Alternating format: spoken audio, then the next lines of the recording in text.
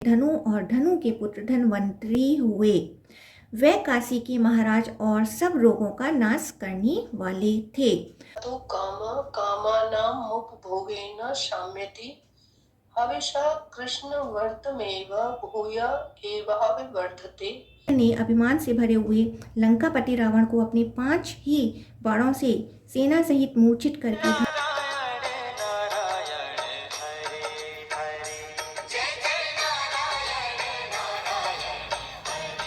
आरंभ करते हैं आयु और नहुस के वंश का वर्णन, रजी एवं ययाति का चरित्र। लोमहर्षण जी कहते हैं, आयु के उनकी पत्नी भानु कुमारी प्रभा के गर्भ से 5 पुत्र उत्पन्न हुए। वे सभी वीर और महारथी थे। सर्वप्रथम नहुस का जन्म हुआ। उनके बाद वृद्धशर्मा उत्पन्न हुए। तत्पश्चात क्रमशः रंभ, रजी तथा अनीना हुए। ये तीनों लोकों में प्रख्यात थे। रजी ने 500 पुत्रों को जन्म दिया। वे सभी राज्य क्षत्रिय के नाम से विख्यात हुए। उनसे इंद्र भी डरते थे। पूर्व काल में देवताओं तथा असुरों में भयंकर युद्ध आरंभ होने पर दोनों पक्षों के लोग ब्रह्मा जी से पूछा, भगवान आप सब भूतों के स्वामी हैं, बताइए हमारे युद्ध में कौन विजयी होगा? हम इस बात को ठीक ठीक से सुनना चाहते हैं। ब्रह्मा जी ने कहा, राजा, रजी हथियार हाथ में लेकर जिनके लिए युद्ध करेंगे वे निसंदेह तीनों लोकों पर विजय प्राप्त कर सकते हैं। जिस पक्ष में रजी है उधर ही धृति है। जहाँ धृति है वहीं लक्ष्मी है तथा जहाँ धृति और लक्ष्मी है वहीं धर्म एवं विजय है। यह सुनकर देवता और दानव दोनों का मन प्रसन्न हो गया।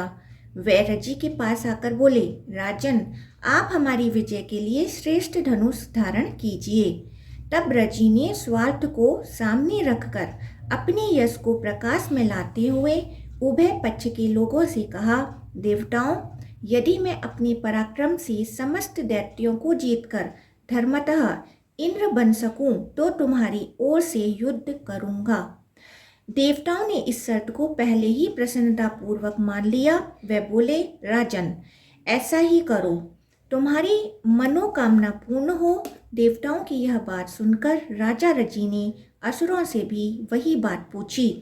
तब अहंकारी दानवों ने स्वार्थ को ही सोचकर उन्हें अभिमान पूर्वक उत्तर दिया, राजन, तुम इस युद्ध में चुपचाप खड़ी रहो। हमारे इंद्र तो प्रहलाद ही होंगे। इनके लिए हम विजय करने को प्रस्तुत हैं। देवताओं ने फिर कहा, राजन, तुम दैत्य पक्ष को जीतकर देवेंद्र हो सकते हो। तब रजी ने उन सब दानवों का जो देवराज इंद्र के लिए अवध्य थे संहार कर डाला और देवताओं की नष्ट हुई संपत्ति को पुनः उनसे छीन लिया। उस समय देवताओं सहित इंद्र महाराज रजी के पास आए और अपने को उनका पुत्र घोषित करते हुए बोले, तात, आप निसंदेह हम सब लोगों के इंद्र हैं, क्योंकि मैं इंद्र आज से आपका पुत्र कहलाऊंगा। इंद्र की बात सुनकर उनकी माया से वंचित हो महाराज रजी ने तथास्तु कह दिया। वह इंद्र पर बहुत प्रसन्न थे। रंभ के कोई पुत्र नहीं था। अब अनैना के वंश का वर्णन करूंगा। अनैना के पुत्र महायशस्वी राजा प्रतिछत्र हुए। प्रतिछत्र के पुत्र संजय, संजय के जय, जय के विजय, विजय के कृति, कृति के हरस्व, हरस्व के प्रतापी सहदेव, सहदेव के धर्मात्मा नदीन, नदीन के जैतसेन, जैतसेन के संकृति तथा संकृति के पुत्र महायशस्वी धर्मात्मा छत्रव्रत हुए। छत्रव्रत का पुत्र सुनहोत्र था। उसके कासल और ग्रजसम्मत ये 3 परम धर्मात्मा पुत्र हुए। ग्रजसम्मत के पुत्र सुनक थे। सुनक से सौनक का जन्म हुआ। सल के पुत्र का नाम आस्तीर्णपेण था। उनके काशी हुए। काशी के पुत्र का नाम काशिप हुआ। काशिप के दीर्घतपा, दीर्घतपा के धनु और धनु के पुत्र धन्वंतरी हुए। वे काशी के महाराज और सब रोगों का नाश करने वाले थे।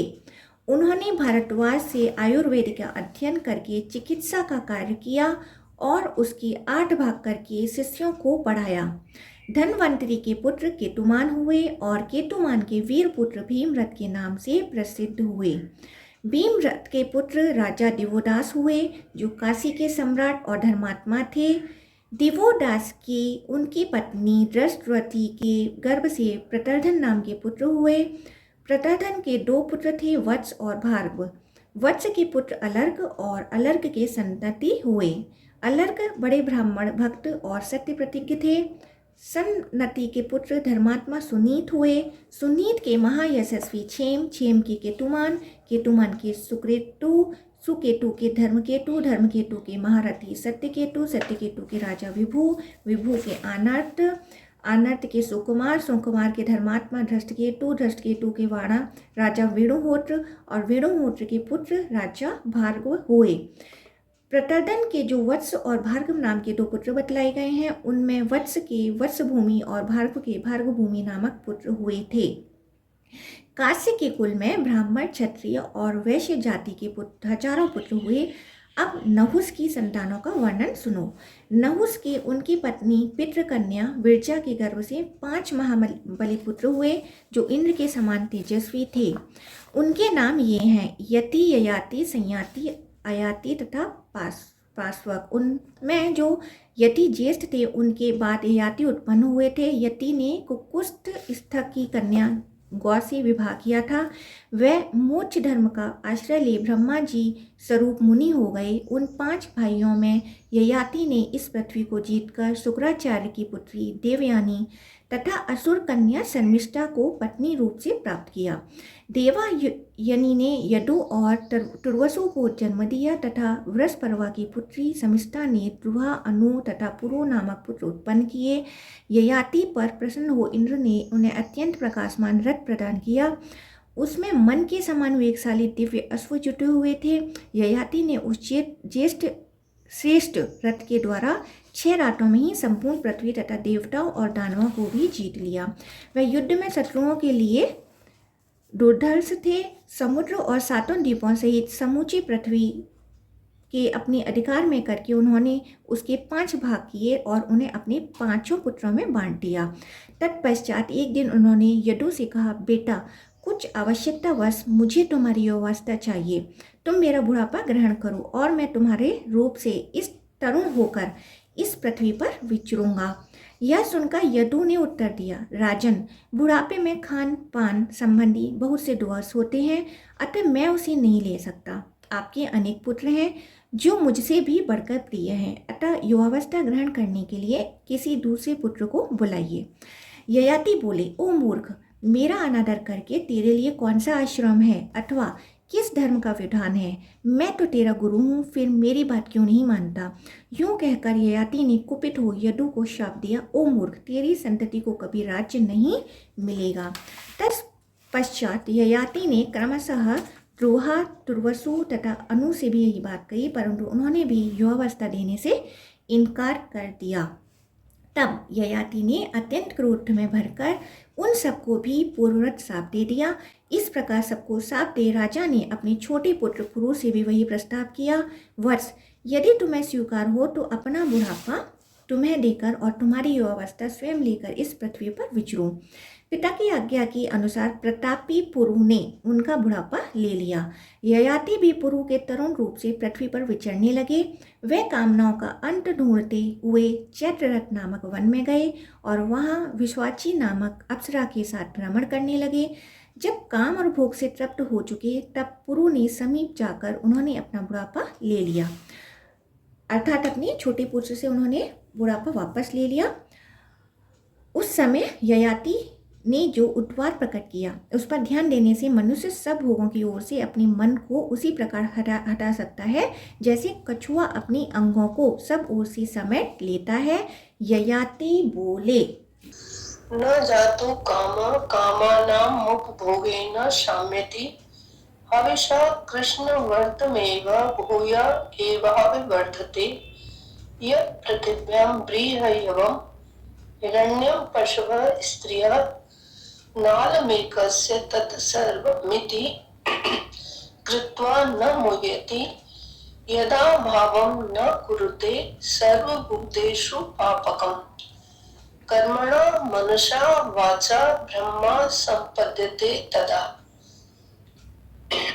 यदा तेभ्यो न विवेति यदा चास्मान्य बिभ्यति यदा नेच्छति न द्वेष्टि ब्रह्म संपद्यते तदा या दुस्त्यजा दुर्मति वीर्या न जीवेते जीवेता यो अशो प्राणांतिको रोगस्तां तृष्णां त्यजतः सुखम् जीव्यन्ति जीवेता केशा दन्ता जीव्यन्ति जीवेता धनाशा जीविताशा च जीवितोऽपि न जीवति यच्च कामसुखं लोके यच्च दिव्यं सुखं तृष्णा च सुखस्यैते नारन्ति षोडशीं कला।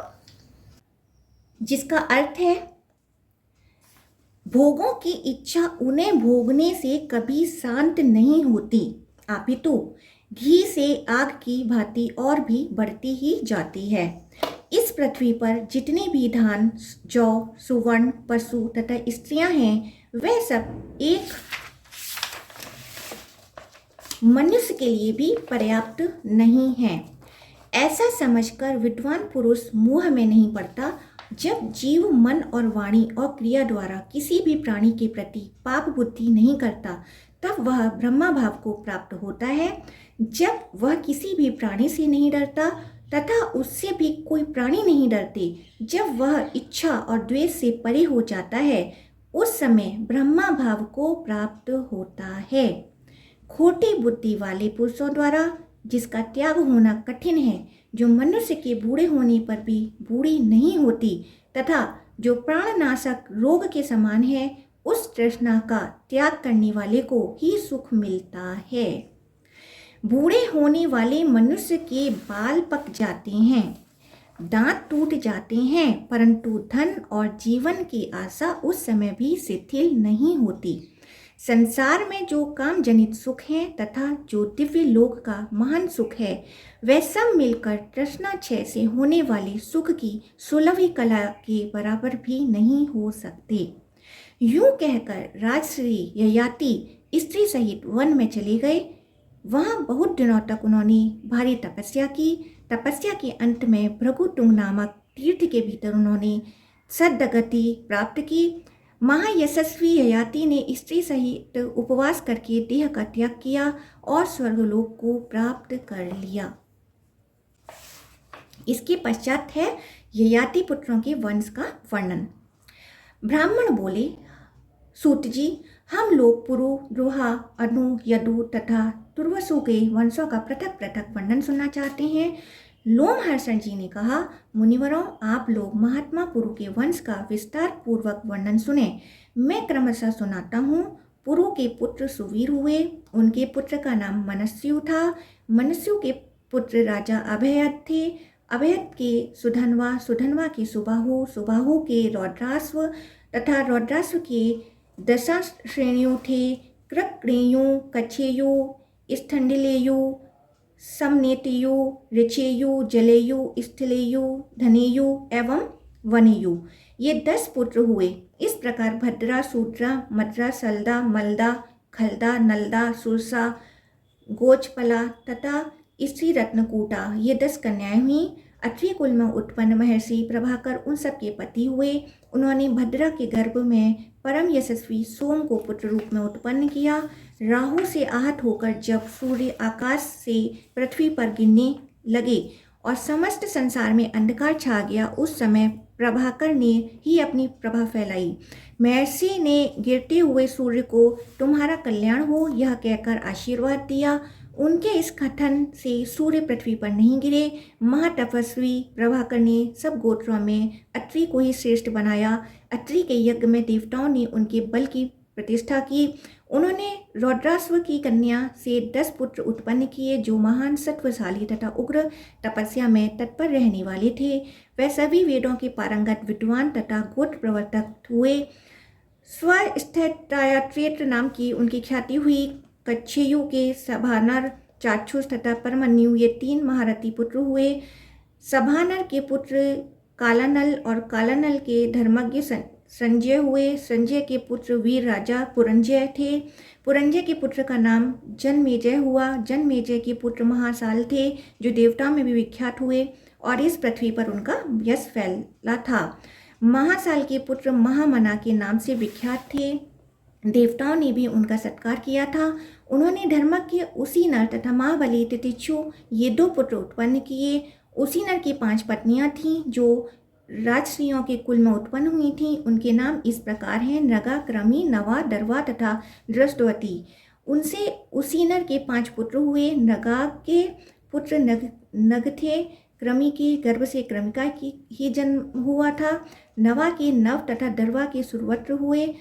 दृष्टवती के गर्भ से उसी नरकुमार शिबिकी की उत्पत्ति हुई। शिबिकी को शिबी देश का राज्य मिला। नृग के अधिकार में योध्या प्रदेश आया। नव को नवराष्ट्र तथा क्रमी को क्रमलापुरी का राज्य प्राप्त हुआ। सुव्रत के अधिकार में अम्बस्ट देश आया। शिबी के विश्वविख्यात 4 पुत्र हुए: वृषधर्व, सुवीर, केके तथा मद्रक। उनके समृद्धशाली जनपद उन्हीं के नाम से प्रसिद्ध हुए। अब महामना के दूसरे पुत्र तितिक्षु की संतानों का वर्णन किया जाता है। तितिक्षु पूर्व दिशा के राजा थे। उनके पुत्र महापराक्रमी उसद्रथ हुए। उसद्रथ के पुत्र फैन, फैन के सुतपा तथा सुतपा के बलि हुए। राजा बलि सोने का तरकस रखते थे। वे बहुत ही बड़े योगी थे। उन्होंने इस भूतल पर वंश की वृद्धि करने वाले 5 पुत्र उत्पन्न किए। उनमें सबसे पहले अंग की उत्पत्ति हुई। तत्पश्चात क्रमशः वंग, सोहा, पुंड्र तथा कलिंग उत्पन्न हुए। यह सब लोग बालेय क्षत्रिय कहलाते हैं। बलि के कुल में बालेय ब्राह्मण भी हुए जो वंश की वृद्धि करने वाले थे। ब्रह्मा जी ने प्रसन्न होकर बलि को यह वर दिया कि तुम महायोगी होगे। एक कल्प की तुम्हारी आयु होगी। बल में तुम्हारी समानता करने वाला कोई ना होगा। तुम धर्म तत्व के ज्ञाता होगे। संग्राम में तुम्हें कोई जीत ना सकेगा। धर्म में तुम्हारी प्रधानता होगी। तुम तीनों लोगों की देखभाल करोगी। सर्वत्र श्रेष्ठ मानी जाओगे और चारों वर्णों को मर्यादा के भीतर स्थापित करोगे। भगवान ब्रह्मा जी के यूं कहने पर बलि को बड़ी शांति मिली। वह दीर्घ काल के बाद मरकर स्वर्ग को गए। उनके 5 पुत्रों के अधिकार में जो जनपद थे उनका नाम इस प्रकार है: अंग, वंग, सोहा, कलिंग और पुंड्रक। अब अंग की संतान का वर्णन करता हूँ। अंग के पुत्र महाराज दधिवाहन हुए। दधिवाहन के पुत्र राजा दिविरथ। दिविरथ के इंद्रतुल्य पराक्रमी और विद्वान धर्मरथ के पुत्र चित्ररथ हुए। राजा धर्मरथ जब कालांतर पर्वत पर यज्ञ करते थे उस समय महात्मा इंद्र ने उनके साथ बैठकर सोमपान किया था। चित्ररथ के पुत्र दशरथ हुए और लोमपाद के नाम से विख्यात थे। उन्हीं की पुत्री शांता थी। दशरथ के पुत्र महायशस्वी वीर चतुरंग हुए जो ऋष्यशृंग मुनि की कृपा से उत्पन्न हुए थे। चतुरंग के पुत्र का नाम पृथुलाच था। पृथुलाच के पुत्र महायशस्वी चंप थे। चंप की राजधानी चंपा थी जो पहले मालिनी के नाम से प्रसिद्ध थी। चंप के पुत्र हरस्व हुए। हरस्व के पुत्र वैभांडिक थे जिनका नाम इंद्र का ऐरावत हाथी था। उन्होंने मंत्र द्वारा उस उत्तम हाथी को पृथ्वी पर उतारा था। हरस्व के पुत्र राजा भद्ररथ हुए। भद्ररथ के बृहत्कर्मा के बृहदर्भ और बृहदर्भ से बृहन्मना की उत्पत्ति हुई थी। महाराज बृहन्मना ने जयद्रथ नामक पुत्र उत्पन्न किया। जयद्रथ के रणरथ के विश्वविजयी जनमेजय। उनके पुत्र वैकर्ण के विकर्ण तथा विकर्ण के 100 पुत्र हुए जो अंगवंश का विस्तार करने वाले थे। यह सब अंगवंशी राजा बतलाए गए जो सत्यव्रती, महात्मा, पुत्रवान तथा महारथी थे। अब रौद्रास कुमार के राजा ऋचियु के वंश का वर्णन करूंगा, सुनो। ऋचियु के पुत्र राजा मतिनार हुए। मतिनार के 3 बड़े धर्मात्मा पुत्र थे: वसुरोध, प्रतिरथ और सुबाहु। ये सभी वेद वेता तथा सत्यवादी थे। मतिनार की एक कन्या भी थी जिसका नाम इला था। वह ब्रह्मवादिनी थी। उसका विवाह तंबू से हुआ। तंबू के पुत्र राजसी धर्मनेत्र हुए। इनकी स्त्री उपादानवी थी। उपादानवी से उन्होंने 4 पुत्र उत्पन्न किए: दुष्यंत, सुमंत, प्रवीण और अनग। दुष्यंत के पुत्र पराक्रमी भरत हुए जो सर्वदमन के नाम से विख्यात थे। उनमें 10,000 हाथियों का बल था। वे शकुंतला के गर्भ से उत्पन्न चक्रवर्ती राजा थे। उन्हीं के नाम पर इस देश को भारतवर्ष कहते हैं। अंगिरानंदन बृहस्पति जी के पुत्र महामुनि भरद्वाज ने भरत से पुत्रोत्पत्ति के लिए बड़े बड़े यज्ञों का अनुष्ठान कराया। इसके पहले पुत्र जन्म का सारा प्रयास व्यर्थ हो चुका था। अतः भरद्वाज के प्रयत्न से जो पुत्र उत्पन्न हुआ उसका नाम विथत हुआ। विथत के जन्म के बाद राजा भरत स्वर्गवासी हो गए। जब भरद्वाज जी विथत को राज्य पर अभिषिक्त करने के वन में चले गए। विथत ने 5 पुत्र उत्पन्न किए, सुहोत्र, सुहोता, गय, गर्ग तथा महात्मा कपिल। सुहोत्र के 2 पुत्र थे, महासत्यवादी काशिक तथा राजा ग्रजसमिति। ग्रजसमिति के पुत्र ब्राह्मण, क्षत्रिय और वैश्य तीनों वर्णों के लोग हुए। मुनिवरों, अब आजमीर के नामक दूसरे वंश का वर्णन सुनो। सुहोत्र का एक पुत्र था बृहत। उसके 3 पुत्र हुए, अजमीर, दिमीर और पुरुमीर। अजमीर से नीली के गर्भ से सुशांति नामक पुत्र उत्पन्न हुआ। सुशांति से पुरुजाति और पुरुजाति से ब्रह्मास्व का जन्म हुआ। ब्रह्मास्व के 5 पुत्र हुए जो समृद्धशाली 5 जनपदों से युक्त थे। उनके नाम यूं हैं: मृदुल, संजय, राजा, बृहदिसु, पराक्रमी, यवीनर तथा क्रमिलास्व। ये 5 देशों की रक्षा के लिए अलम समर्थ थे, इसलिए उनके अधिकार से आए हुए जनपद पंचाल कहलाई। मृदुल के पुत्र महायशस्वी मौद्गल्य थे। महात्मा संजय ने पुत्र पंचजन हुए। पंचजन के सोमदत्त, सोमदत्त के सहदेव और सहदेव के सोमक हुए। सोमक के पुत्र का नाम जंतु था, जिसके 100 पुत्र हुए। उन सबसे छोटे प्रसद थे, जिनके पुत्र द्रुपद हुए। यह सभी आजमीर तथा सोमक क्षत्रिय कहलाते हैं। अजीमेदक के एक और पत्नी थी, जिनका नाम धूमनी था। रानी धूमनी बड़ी पतिव्रता थीं। ये पुत्र की कामना से व्रत करने लगीं। 10,000 वर्षों तक अत्यंत दुष्कर तपस्या करके उन्होंने विधि पूर्वक अग्नि में हवन किया तथा पवित्रता पूर्वक नियमित भोजन करके वे अग्निहोत्र की कुर्सों पर ही लेट गईं। उसी अवस्था में राजा अजीमीर ने धूमनी देवी के साथ समागम किया। इससे रक्ष नामक पुत्र की उत्पत्ति हुई। रक्ष धूम्र के समान वर्ण वाले एवं दर्शनीय पुरुष थे। रक्ष के संवरण से कुरु उत्पन्न हुए, जिन्होंने प्रयाग से जाकर कुरुक्षेत्र की स्थापना की। वह बड़ा ही पवित्र एवं रमणीय क्षेत्र है। कितने ही पुण्यात्मा पुरुष उसका सेवन करते हैं। कुरु का महान वंश उन्हीं के नाम पर कौरव कहलाया। कुरु के 4 पुत्र हुए, सुधनु, परीक्षित और अरिमेजय। परीक्षित के पुत्र जन्मेजय, सुतसेन, अग्रसेन और भीमसेन हुए। यह सभी बलशाली और पराक्रमी थे। जन्मेजय के पुत्र सुरथ हुए। सुरथ के विदुरथ, विदुरथ के महारथी रक्ष हुए। ये दूसरे रक्ष थे। इस सोमवंश में 2 रक्ष, 2 ही परीक्षित, 3 भीमसेन तथा 2 जन्मेजय नामक राजा हुए। द्वितीय रक्ष के पुत्र भीमसेन थे। भीमसेन प्रतापी और प्रतीप से शांतनु, देवापी तथा ब्राहिलक, ये 3 महारथ पुत्र हुए। अब राजसी ब्राहिलक के वंश का वृतांत सुनो। ब्राहिलक के पुत्र महायशस्वी सोमदत्त थे। सोमदत्त से भूरी, भूरिश्रवा और सल, ये 3 पुत्र हुए। देवापी देवताओं के उपाध्याय और मुनि हुए। शांतनु कौरव वंश का भार वहन करने वाले राजा हुए। अब मैं शांतनु के त्रिभुवन विख्यात वंश का वर्णन करूंगा। शांतनु ने गंगा के गर्भ से देवव्रत नामक पुत्र उत्पन्न किया। देवव्रत ही भीष्म नाम से विख्यात पांडव के पितामह थे। तत्पश्चात शांतनु की काली नाम वाली पत्नी ने विचित्र वीर नामक पुत्र उत्पन्न किया, जो पिता का प्यारा तथा धर्मात्मा था। विचित्र वीर की स्त्रियों से श्री कृष्ण द्वैपायन ने धृतराष्ट्र, पांडु तथा विदुर को जन्म दिया। धृतराष्ट्र ने गांधारी के गर्भ से 100 पुत्र उत्पन्न किए। उन सब में दुर्योधन ज्येष्ठ था। पांडु के पुत्र अर्जुन हुए। अर्जुन से सुभद्रा कुमार अभिमन्यु की उत्पत्ति हुई। अभिमन्यु से परीक्षित और परीक्षित से जन्मेजय का जन्म हुआ। जन्मेजय के कास्या नाम की पत्नी से चंद्रापीड़ तथा सूर्यापीड़ नामक 2 पुत्र हुए। उनमें सूर्यापीड़ मोक्ष धर्म के ज्ञाता थे। चंद्रापीड़ के महान धनुर्धर 100 पुत्र थे। ये सब इस पृथ्वी पर जानमेजय क्षत्रिय के नाम से प्रसिद्ध हुए।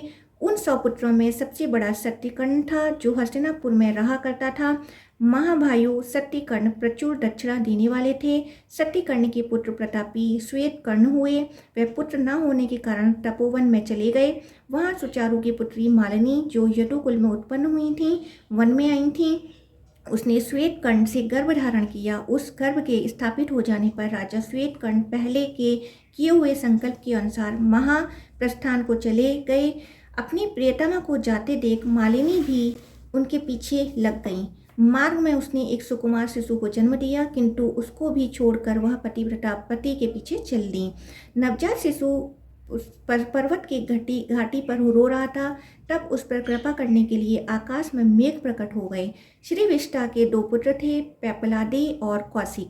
वे दोनों उस शिशु को देखकर दया से दीभूत हो गए। उन्होंने उसे उठाकर जल से धोया और रक्त में डूबे हुए उसके पार्श्व भाग को शिला पर रगड़कर साफ किया। रगड़ने पर उसकी दोनों पसलियां बकरे की भांति श्याम वर्ण की हो गईं। इसलिए उन दोनों उस बालक का नाम अजपार्श्व रख दिया। उसे रेमक की साल में 2 ब्राह्मणों ने पाल पोस कर बड़ा किया। रेमक की पत्नी ने अपना पुत्र बनाने के लिए उसे गोद ले लिया। तब से वह रेमकी का पुत्र माना जाने लगा। दोनों ब्राह्मण उसके सचिव हुए। उन सबके पुत्र और पौत्र एक ही समय में समान आयु वाले हुए। यह महात्मा पांडवों का पौरव वंश बतलाया गया। नहुस नंदन ययाति ने अपनी वृद्धावस्था का परिवर्तन करते समय अत्यंत प्रसन्न हो यह उद्गार प्रकट किया था। संभव है यह पृथ्वी, चंद्रमा, सूर्य और ग्रहों के प्रकाश से रहित हो जाए, किंतु पौरव वंश से सूनी यह कभी नहीं होगी। इस प्रकार मैंने राजा पुरु के विख्यात वंश का वर्णन किया। अब दुर्वसु, रोहा, अनु और यदु के वंश का वर्णन करूंगा। दुर्वसु के पुत्र वाही, वाही के गोभानु, गोभानु के राजा त्रिशानु, त्रिशानु के करमधम तथा करमधम के मरुत हुए। अविच्छित्तित नंदन राजा मरुत इस मरुत से भिन्न है। करधम कुमार मरुत के कोई पुत्र नहीं था। उन्होंने बहुत दक्षिणा देकर यज्ञ किया। उसमें से उन्होंने दक्षिणा के रूप में महात्मा संवर्तक को अपनी संयता नाम की कन्या दे दी। तत्पश्चात उन्होंने पुरुवंशी दुष्यंत को गोद ले लिया। इस प्रकार ययाति के शापवश जब दुर्वसु का वंश नहीं चला, तब उसमें पौरव वंश का प्रवेश हुआ। दुष्यंत के पुत्र राजा करुरोम हुए। करुरोम से अहितदक की उत्पत्ति हुई। अहित के 4 पुत्र हुए, पांड्य, केरल, कोल तथा चोल। रोहा के पुत्र भृभु सेतु के अंगार सेतु और अंगार सेतु के मरुत्पत्ति हुए, जो युद्ध में यौवनाश्व कुमार मांधाता के हाथ मारे गए। अंगार सेतु के पुत्र राजा गांधार हुए, जिनके नाम पर गांधार प्रदेश विख्यात है। गांधार देश के घोड़े सब घोड़ों से अच्छे होते हैं। अनु के पुत्र धर्म के धूत के वनदुह के प्रचेता और प्रचेता के सुचेता हुए। ये अनेक वंशज बतलाई गए। यदु के 5 पुत्र हुए, जो देव कुमारों के समान सुंदर थे। उनके नाम हैं सहस्रात, पयोद, क्रोष्टु, नील और अंजिक। सहस्रात के 3 परम धर्मात्मा पुत्र हुए, हे और विणु है। हे का पुत्र धर्मनेत्र हुआ। धर्मनेत्र के कार्त और कार्तिक के सहंजय नामक पुत्र हुए। सहंजय ने सहंजनी नाम की नगरी बसाई। सहंजय का दूसरा नाम महिष्मान भी था। उनके पुत्र प्रतापी भद्रसेन्य थे। भद्रसेन्य के दुर्दम और दुर्दम के कनक हुए। कनक के 4 पुत्र हुए, जो संपूर्ण विश्व में विख्यात थे। उनके नाम इस प्रकार हैं: कृतवीर, कृतौजा, कृतधन्वा तथा कृताग्नि। कृतवीर से अर्जुन की उत्पत्ति हुई, जो सहस्र भुजाओं से युक्त हो 7 द्वीपों का राजा हुआ। उसने अकेले ही सूर्य के समान तेजस्वी रथ द्वारा संपूर्ण पृथ्वी को जीत लिया था। उसने 10,000 वर्षों तक अत्यंत कठोर तपस्या करके दत्तात्रेय जी की आराधना की। दत्तात्रेय जी ने उसे कई वरदान दिए। पहले तो उसने युद्ध काल में 1000 भुजाएं मांगी। युद्ध करते समय किसी योगेश्वर की भांति उसके 1,000 भुजाएं प्रकट हो जाती थीं। उसने द्वीप, समुद्र और नगरों सहित संपूर्ण पृथ्वी को कठोरतापूर्वक जीता तथा 7 द्वीपों में 700 यज्ञ किए। उन सभी यज्ञों में 1-1 लाख की दक्षिणा दी गई थी। सब में सोने के यूप गढ़े थे। सोने की ही वेदियां बनी थीं। वहाँ दिव्य वस्त्राभूषणों से अलंकृत देवताओं और गंधर्वों के साथ महिषी गढ़ भी विमान पर बैठकर सुशोभित होते थे। कार्तवीर्य के यज्ञ में नारद नाम की गंधर्व ने इस गाथा का गान किया। अन्य राजा लोग यज्ञ, दान, तपस्या, पराक्रम और शास्त्र ज्ञान में कार्तवीर्य अर्जुन की स्थिति को नहीं पहुंच सकते। वह योगी था, इसलिए सातों दीपों, ढाल, तलवार, धनुष, बाण और रथ लिए सदाचारों और विचरता दिखाई देता था। धर्मपूर्वक प्रजा की रक्षा करने वाले महाराज कीर्तवीर के प्रभाव से किसी का धन नष्ट नहीं होता था, किसी को रोग नहीं सताता था तथा कोई भ्रम में नहीं पड़ता था। वह सब प्रकार के रत्नों में संपन्न चक्रवर्ती सम्राट थे। वही पशुओं तथा खेतों के भी रक्षक थे और वही योगी होने के कारण वर्षा करते हुए मेघ बन जाते थे।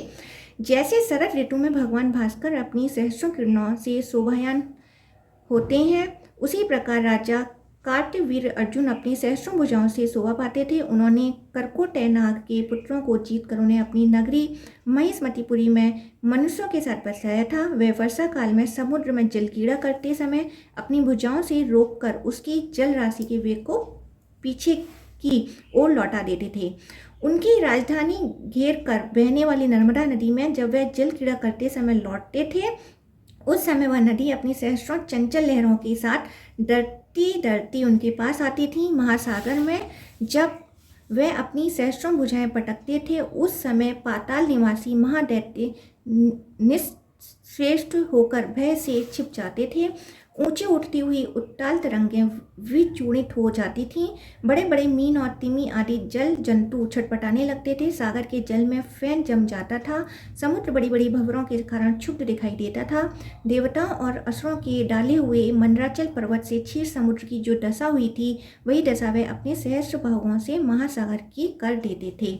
उस समय मंदराचल के द्वारा समुद्र मंथन की बात सोचकर चकित और अमृतपति से आशंकित हुए बड़े नाग सहसा ऊपर उछलकर देखते और भयंकर कार्तवीर नरेश पर दृष्टि पड़ते ही मस्तक झुकाकर निश्चेष्ट पड़ जाते थे। जैसे संध्या के समय वायु के झोंके से कदली खंड कांपते हैं, उसी प्रकार वह भी कांपने लगते थे। राजा कीर्तवीर ने अभिमान से भरे हुए लंकापति रावण को अपने 5 ही बाणों से सेना सहित मूर्छित करके धनुष की प्रत्यंजा से बांध लिया और महिष्मतिपुरी में लाकर बंदी बना लिया। यह समाचार सुनकर महर्षि पुलस्त उनके पास गए। महर्षि के याचना करने पर उन्होंने रावण को मुक्त कर दिया। अर्जुन की 1000 भुजाओं में धारण किए हुए धनुषों की प्रत्यंजा का इतना घोर शब्द होता था, मानो प्रलयकालीन मेघ गरजते हों अथवा वज्र फट पड़ा हो। अहो, परशुराम जी का पराक्रम धन्य है, जिन्होंने सुवर्ण में तालवन के समान राजा कार्तवीर की सहस्रों भुजाओं को काट डाला था। एक दिन की बात है, प्यासे अग्निदेव राजा कार्तवीर से भिक्षा मांगी। उन्होंने सातों द्वीप, नगर, गांव, कोष तथा सारा राज्य उन्हें भिक्षा में दे दिया। अग्निदेव सर्वत्र प्रज्वलित हो उठे और महाराज कीर्तवीर के प्रभाव से समस्त पर्वतों तथा वनों को जलाने लगे। उन्होंने वरुण पुत्र के रमणीय आश्रम को भी जला दिया। पूर्व काल में वरुण ने जिस तेजस्वी महर्षि को अपने पुत्र रूप में प्राप्त किया था, वह वशिष्ठ के नाम से विख्यात हुए। उन्हीं का नाम आपव भी है। महर्षि वशिष्ठ का शून्य आश्रम जलाया गया था, इसलिए उन्होंने शाप दिया, हे तूने मेरे इस वन को भी जलाए बिना न छोड़ा, अतः तेरे द्वारा यह महान पाप हुआ है। इस कारण मेरे जैसा एक दूसरा तपस्वी ब्राह्मण तेरा वध करेगा। जमदग्नि नंदन महाबाहु परशुराम, जो बलवान और प्रतापी हैं, तेरा बलपूर्वक मान मर्दन करके तेरी 1000 भुजाओं को काट डालेंगे और तुझे मौत के घाट उतारेंगे। जो शत्रुओं के नाशक और धर्मपूर्वक प्रजा के रक्षक थे, जिनके प्रताप से किसी के धन का नाश नहीं होने पाता था, वह महाराज कीर्तवीर महामुनि वशिष्ठ के शापवश परशुराम जी के हाथ से मृत्यु को प्राप्त हुए। उन्होंने स्वयं ही पहले इस तरह का वर मांगा था।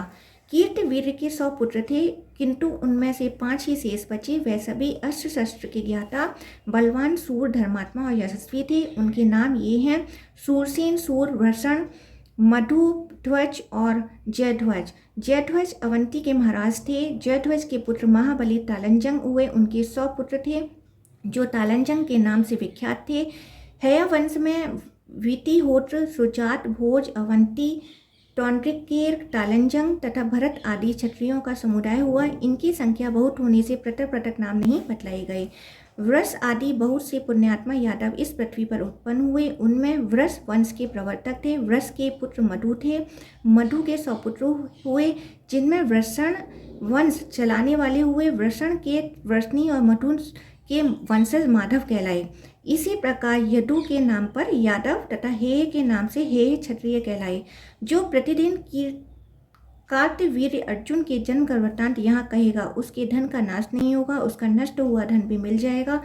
इस प्रकार ययाति पुत्रों के 5 वंश यहाँ बतलाए गए, जो समस्त लोगों को धारण करते हैं। यदु के वंश पर पुण्यात्मा क्रौष्टों के, जिनके कुल में वृषणी वंश श्री हरि श्री कृष्ण रूप में प्रकट हुए थे। वंश का वर्णन सुनकर मनुष्य सब पापों से मुक्त हो जाता है।